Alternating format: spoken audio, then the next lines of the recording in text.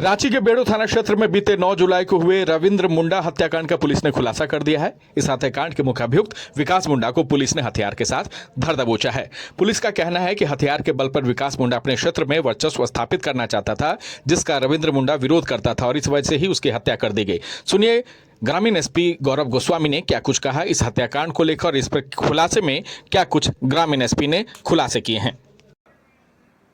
देखिए 9 जुलाई 2026 को बेड़ो थाना अंतर्गत एक सूचना प्राप्त हुई थी सुबह 6 बजे के आसपास कि घाघरा मधुपुर घाघरा करके गांव है, वहां पर एक व्यक्ति की हत्या कर दी गई है गोली मारकर।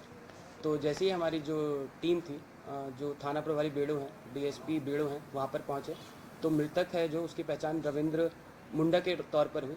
और उसके बाद जो वरीय पुलिस अधीक्षक महोदय के द्वारा एक एसआईटी टीम का गठन किया गया तुरंत ही।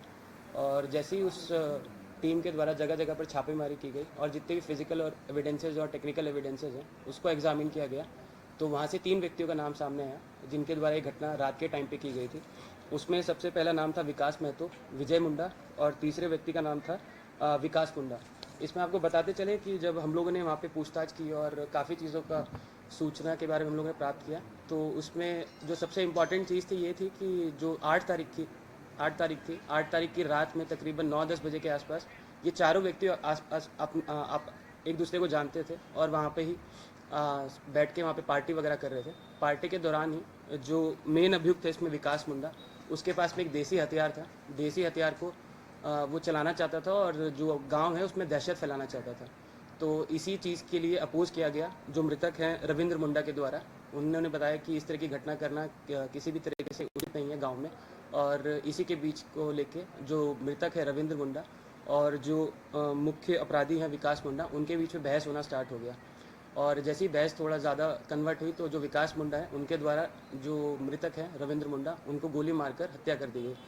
और जो रविंद्र मुंडा थे उनके पीठ पे गोली मारी गई थी, पीठ पे गोली लगी और जो सामने वाला जो वूंड था वहाँ से गोली आर पार हो गई।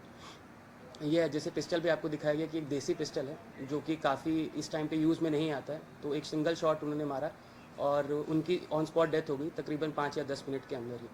और जो इसके अलावा जो 2 अभियुक्त हैं जो वहाँ पे उस टाइम पे मौजूद थे, उसमें सबसे पहला है विकास महतो और दूसरा व्यक्ति है विजय मुंडा। इन दोनों को हम लोगों ने पहले ही अरेस्ट कर लिया था और इन दोनों को हम लोगों ने न्यायिक हिरासत में भेज दिया है।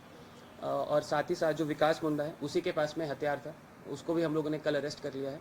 और आपको बताते चले जो विकास मुंडा है वो आदतन अपराधी रहा है। इसके अगेंस्ट में पूर्व में भी 2 अपराध दर्ज हैं और वो भी सेंसिटिव केसेस हैं। एक केस जो है वो पॉक्सो का केस है, दूसरा केस जो है वो एक मर्डर का केस है। और जो कांड संख्या है वो बेड़ो के ही हैं, बेड़ो थाना कांड संख्या 48/2017 और दूसरा कांड संख्या है 122/2023।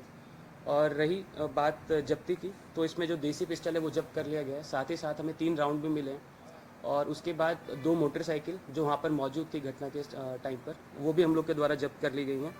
एक पल्सर 220 और एक होंडा साइन करके एक मोटरसाइकिल थी, तो दोनों को भी हम लोगों ने जब्त कर लिया गया है।